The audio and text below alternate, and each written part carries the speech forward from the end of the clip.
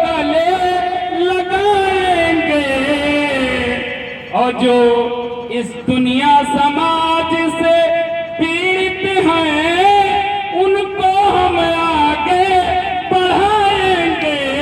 हम नारायण की। और इसी के साथ मैं ज्यादा समय न लेते हुए एक जोरदार नारा आप लोगों का कि आवाज दूर दूर तक जानी चाहिए, भले आप लोग जितनी भी संख्या है।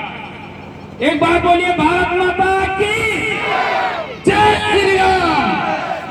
बहुत बहुत धन्यवाद।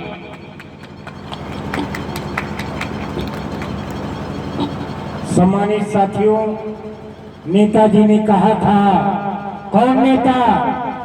एक बार मैं बैठा था पंडित नारायण दत्त तिवारी जी के पास और मुलायम सिंह यादव जी आ गए वहां पे।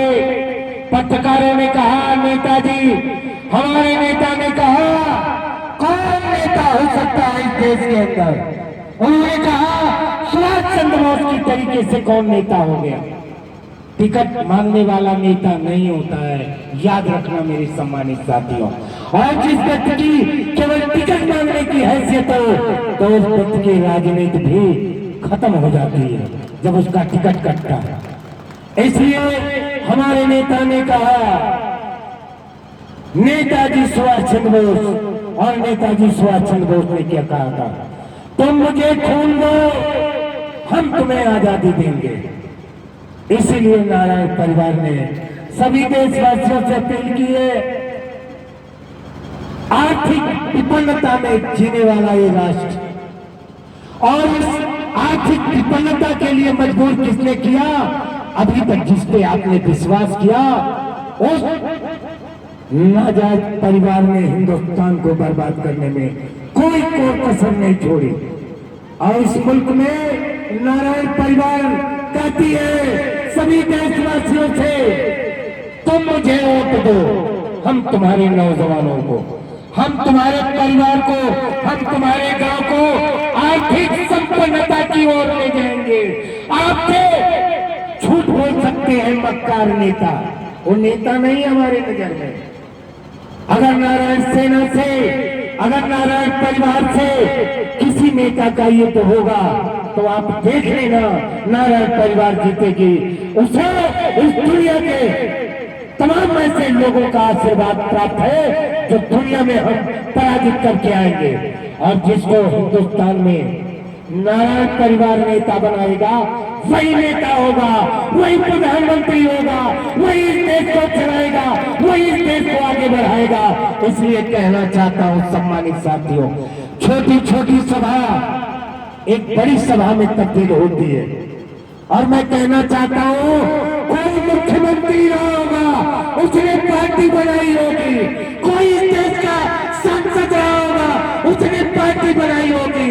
और मुझे वो कुवत दिया प्रणब मुखर्जी ने, वो कुवत दिया पंडित नारायण दत्त तिवारी ने कि हिंदुस्तान के किसी कोने में तिवारी कांग्रेस पार्टी, मैं उस परिवार को चुनौती देने चला हूं। शाम को अपने घर पहुंचूंगा कि नहीं पहुंचूंगा, सर पे कफन बांध के निकला हूं अपने देश के नौजवानों के लिए, अपनी देश की बहनों के लिए। जिन घरों में आज पैसा नहीं है उन बहनों की शादियां कैसे होंगी, ये पीड़ा हमें है। हो सकता है कि उस परिवार को पीड़ा न हो क्योंकि वो उद्योगपति की पत्नी ने कहा भारत का प्रधानमंत्री कायर है। मैं कहता हूँ कि इस दुनिया में सबसे कायर परिवार अगर कोई है तो नाजायज परिवार है, जिसने मुगलों के तरीके से, जिसने अंग्रेजों के तरीके से भारतीयों के साथ व्यवहार किया और भारत के लोगों के साथ व्यवहार किया, अपने पार्टी के नेताओं के साथ व्यवहार किया। इसलिए उस उद्योगपति की पत्नी से कहना चाहता हूं सम्मानित साथियों कि भारत के प्रधानमंत्री को कायर करने वाले लोग भारत के लोगों को गालियां दे रहे हैं, भारत के नौजवानों को गालियां दे रहे हैं, भारत की बहनों को गालियां दे रहे हैं क्योंकि उन्होंने अपने देश का लोकप्रिय नेता चुना है। सम्मानित भाई और बहनों, ये बहुत बड़ी लड़ाई है, ये बहुत बड़ी पार्टी है और इस पार्टी की शामिल नकली गांधी बनाम असली नारायण ये देश तय करेगा अगर तुम्हारा मिशन सफल हुआ तो तुम देश को चलाओगे, मुझे रहने नहीं दोगे।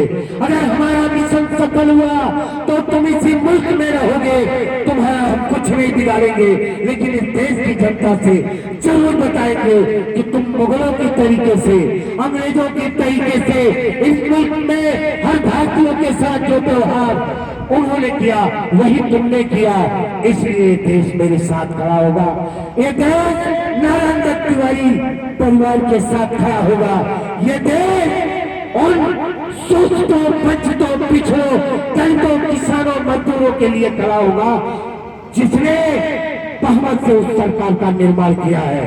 इस देश में ये लड़ाई अमीर और बनाम गरीब है, लेकिन नरेंद्र मोदी जी ने इस देश की लड़ाई को गरीब बनाम अमीर किया है, लेकिन ये फैली और झूठे मतदार नेता इस देश को धर्म और मंदिर के नाम पे देश को बांट रहे हैं।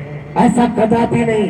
अगर हम अपने बाप की रक्षा नहीं कर सकते, अपने माँ की रक्षा नहीं कर सकते, तो आपको अपने आपकी रक्षा की गारंटी नहीं दे सकते।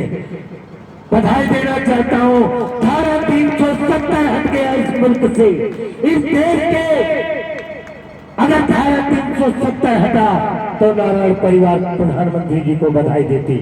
अगर इस देश से राम मंदिर का निर्माण हो रहा है, आराध्य है, सुबह से शाम तक हमारे बुजुर्ग भी अपनी सांसों में राम राम की आवाज लगाते हैं। और ये महान काम जिसने किया, इस महान कार्य की जिसने नींव रखी, उस पंडित नारायण दत्त तिवारी को, और इस काम को जिसने मंजिलों ऊंचाई दी, उस नरेंद्र मोदी जी को बहुत बहुत बधाई देते हैं आप सभी के माध्यम से ये पुनीत और महान कार्य करने के लिए, क्योंकि वो हमारे इतिहास है। अपने इतिहास से जो अपने इतिहास की रक्षा नहीं कर सकता, वो मुल्क गुलाम होता है। आज के 75 साल पहले इस मुल्क को गुलाम भारत में रहने वाले आपके बुजुर्गों ने अंग्रेजों की जालिम हुकूमत देखी थी। आपके बुजुर्गों को कोड़े से मारा जाता था, आपकी कोई बात नहीं सुनी जाती थी। लेकिन सम्मानित भाई और बहनों, हमारे नेता का इतिहास आजादी से जुड़ा है, और आजाद भारत में जब ये हिंदुस्तान आजाद हुआ, तब ये हमारे थाने बने, तब हमारे कलेक्टर बने, तब हमारे राज्य का निर्माण हुआ, हमारे देश का निर्माण हुआ। आज इस स्वतंत्र भारत में खुली सांस और इस आजाद भारत में रहने का आप आनंद ले रहे हो, इसलिए इस आजादी को बचाने की ताकत नारायण परिवार में होगी। ये नारायण परिवार हिंदुस्तान में जो भी अच्छा करेगा उसके साथ खड़ी होगी। हमें न सरकार बनाने की चिंता है, न हमें, लेकिन ये जरूर चिंता है कि पंडित नारायण दत्त तिवारी और प्रणब मुखर्जी को किसने भारत की राजनीति में आगे नहीं आने दिया।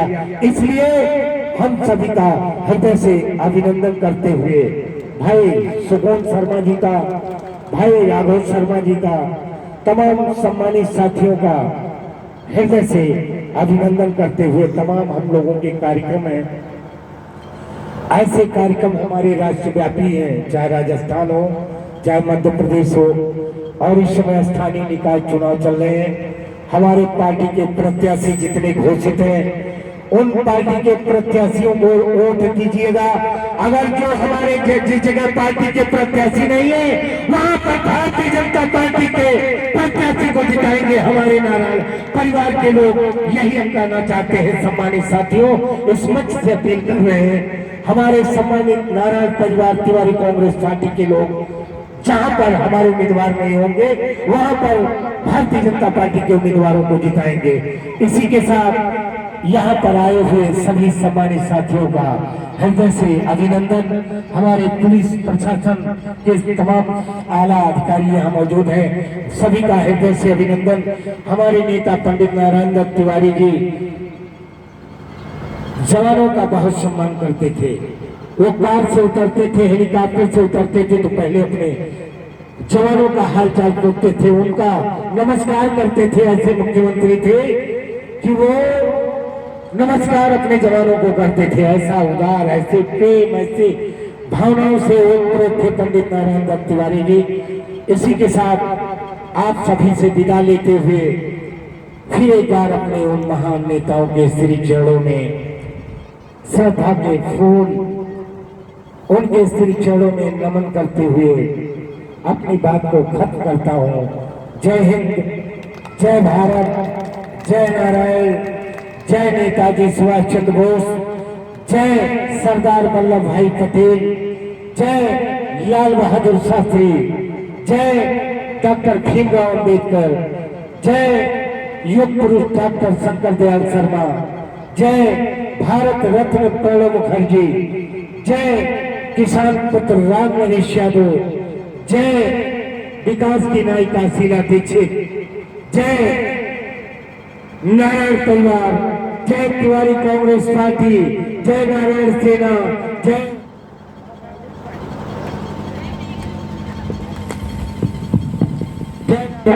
बहने। हमारे यूट्यूब चैनल को एनडी तिवारी विचार मंच है, हमारा ट्विटर पर हमसे देश भर के सभी नेता जुड़े हैं, सभी सरकारें जुड़ी हैं, सभी लोग जुड़े हुए हैं। सभी का हृदय से अभिनंदन करते हुए एक बात की अपील करना चाहता हूं सम्मानित साथियों, किसी पार्टी में किसी की कोई इज्जत नहीं है, किसी पार्टी में किसी की कोई इज्जत नहीं है। इसलिए कह रहा हूं कि हमने सबकी ताकत को दिल्ली में देखा है। जो इंसान हमारे पास बैठे हुए हैं उस सरकार का निर्माण करने वाले दादा सोमनाथ यादव हैं। सोमनाथ यादव ने अमेठी में राहुल गांधी को पराजित किया था।